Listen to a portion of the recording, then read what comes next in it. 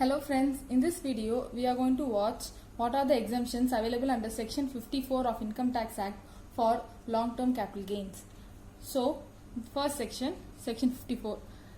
Here, transfer of a residential house and purchase or construction of a residential house. That is, when you sell a residential house and purchase or construct a new residential house, this section applies. That is, you can claim exemption under this section.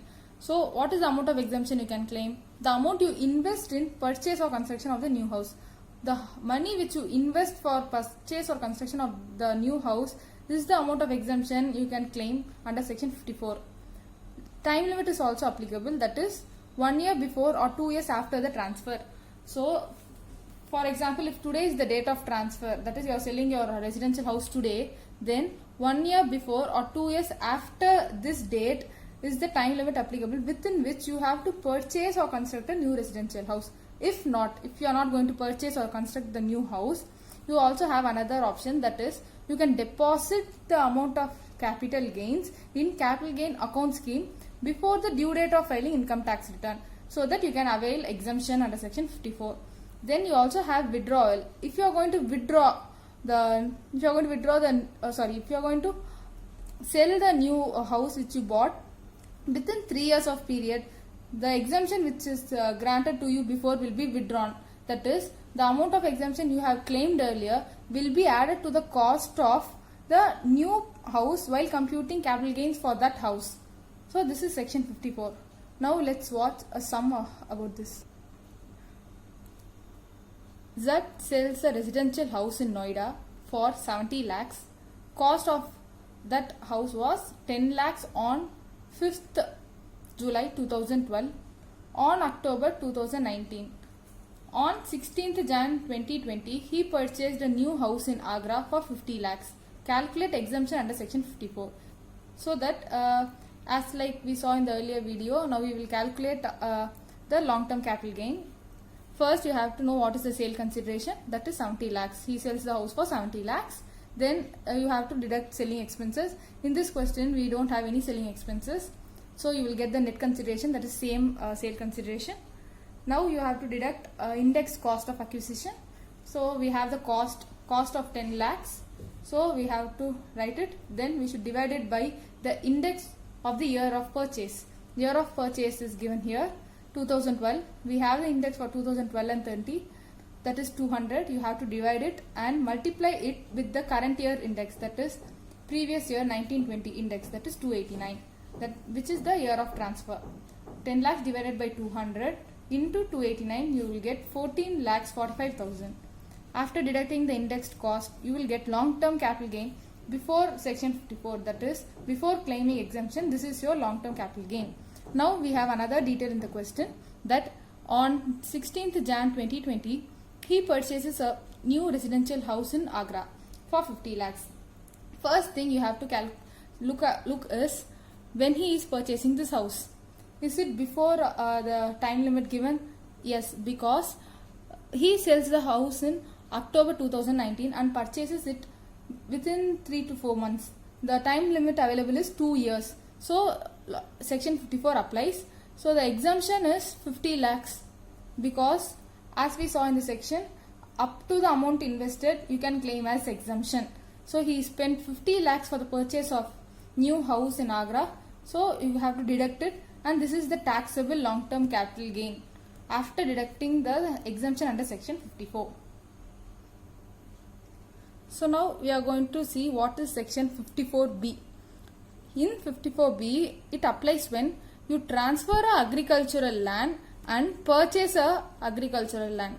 That is, the asset which you are going to transfer is a agricultural land. That is a long-term asset. It must be a long-term capital asset. And the purchase of agricultural land. This agricultural land can be either a rural agricultural land or urban agricultural land.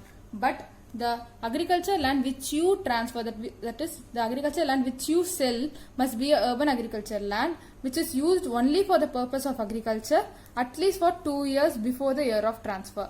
This is a section for agricultural land. Then we have the time limit, that is should be purchased within 2 years from the date of transfer.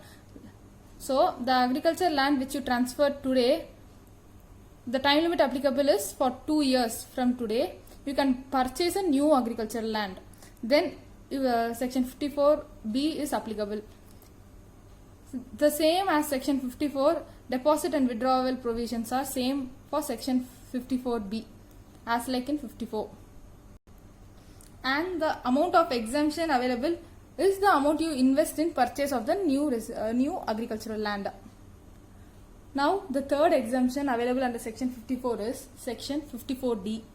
Section 54D applies when transfer on account of compulsory acquisition of any land or building used for industrial purpose and purchase of a new land or building for industrial purpose. That is, the asset which you transfer must be used for industrial purpose. That is, the land or building which you transfer must be used only for industrial purpose, and you should purchase a land or building that must be used for industrial purpose. Then this section 54 applies. You can claim exemption under section 54. Time limit. Time limit is within 3 years from the receipt of compensation. As because this is on account of compulsory acquisition, it is not the date of transfer considered. It is the date when you receive the compensation. The day when you receive the compensation, from which 3 years is the time limit within which you have to purchase a new land or building for industrial purpose. Deposit of capital gain account and withdrawal are same as section 54, which you can refer from that section itself. The next section is section 54EC. Transfer of a land or building and invest in specified assets. So when you are going to transfer a land or a building and invest in a specified asset. What is specified asset? Specified assets are bonds redeemable after 5 years. These assets are notified by the central government. We have an example of two. First is Rural Electrification Corporation of India, that is REC bonds, and National Highway Authority of India, that is NHAI. Usually these are the two things which are usually asked in questions. The time limit given is within 6 months from the date of transfer. That is, you have to invest in any of these bonds within 6 months from the date of transfer. It is not 2 years or 3 years. It is just 6 months from the date of transfer. That is, if you are going to transfer any land or building on 1st January, time applicable is just till June, within which you have to invest in any of these specified assets. Then the exemption applicable is the amount invested or 50 lakh rupees, whichever is less. If you are going to invest 40 lakhs, then you can claim exemption 40 lakhs. If you are going to invest 60 lakhs, the maximum available is just 50 lakhs. So whatever you invest, maximum is 50 lakhs. If your investment is less than 50 lakhs, it is considered. So the last section is section 54EE. Section 54E is similar to section 54EC. That is transfer of any capital asset. So it is not just land or building, it can be any capital asset, and investment in notified units of specified funds. These notified units of specified funds are also notified by the central government. If you are going to invest in such units, then you will claim exemption under section 54EE. The exemption limit is same as this. That is, like even in section 54EE, the exemption is maximum up to 50 lakhs only, or the amount whichever you invest, whichever is less will be considered.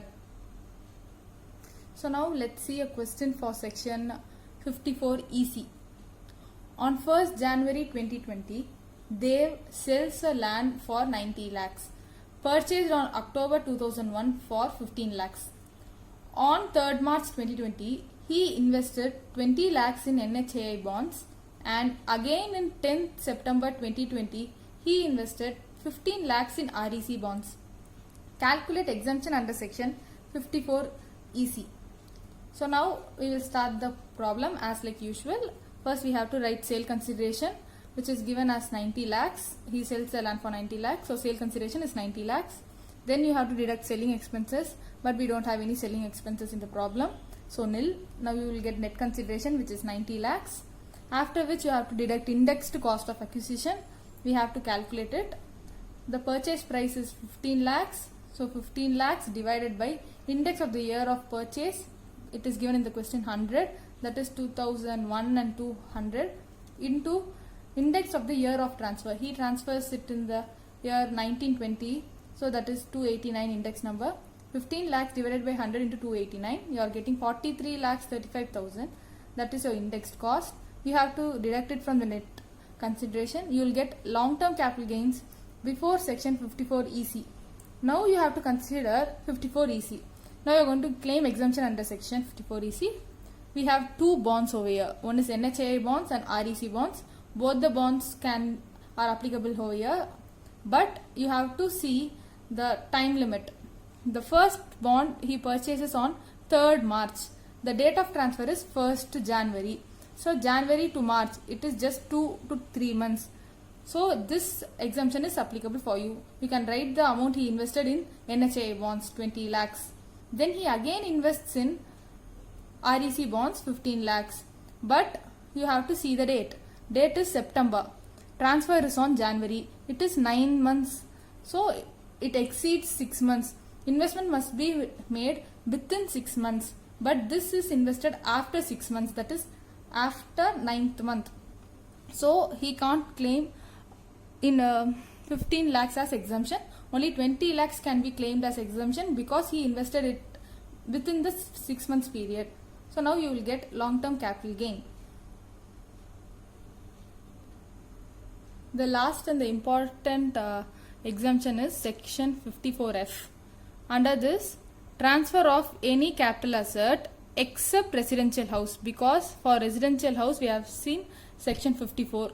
So in this section it is any capital asset except residential house and purchase or construction of a residential house. You can sell any asset. With that money you can purchase or construct a residential house. Here the time limit is same, 1 year before or 2 years after the date of transfer. As like in section 54, the time limit is same for here. Now we will calculate exemption.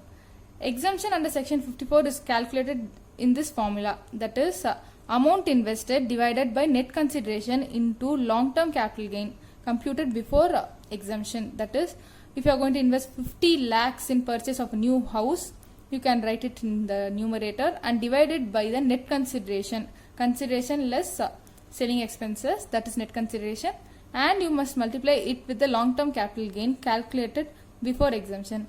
This can be explained with this problem. So Ram sells jewelry on 1st July 2019 for 42 lakhs and 50,000. Cost on 10th August 2004 is rupees 6,78,000. Selling expenses 50,000. To get exemption under section 54F, he purchased a residential house in Kutch for rupees 20 lakhs. Compute long-term capital gain and section 54F exemption. Now we have to write the sale consideration. Sale consideration is 42 lakhs and 50,000. He sells. Now we have to deduct selling expenses. Selling expenses are 50,000. Now you get net consideration 42 lakhs. Then you have to calculate indexed cost and deduct it. So indexed cost I have calculated here. Purchase price is 6,78,000, which you write in the numerator, and divided by the index of the year of purchase. Year of purchase is 2004 and 5. 2004-5 index is 113 into the year of transfer index is 289. Now you get 17 lakhs and 34,000. Net consideration less indexed cost, you get long-term capital gain before exemption under section 54, that is 24 lakhs and 66,000. Now you have to calculate exemption under section 54. Now we will apply this formula. Amount invested divided by net consideration into long-term capital gain. Here the amount invested is 20 lakhs, that is amount invested in purchase of a new house, that is 20 lakhs. 20 lakhs divided by net consideration. Net consideration is given here 42 lakhs. Net consideration is 42 lakhs into long-term capital gain computed. That is what long-term capital gain we computed. That is 24 lakhs and 66,000. Now you will get exemption under section 54. This is the amount you can claim as exemption, not the total value of the investment. You can claim under section 54F only this value. So now you get long-term capital gain after section 54F. The most important thing in section 54F is the computation of exemption. amount invested divided by net consideration into long term capital gain. So we have did it over here. We got the exemption amount, after which you get long term capital gain after section 54F exemption. Thank you.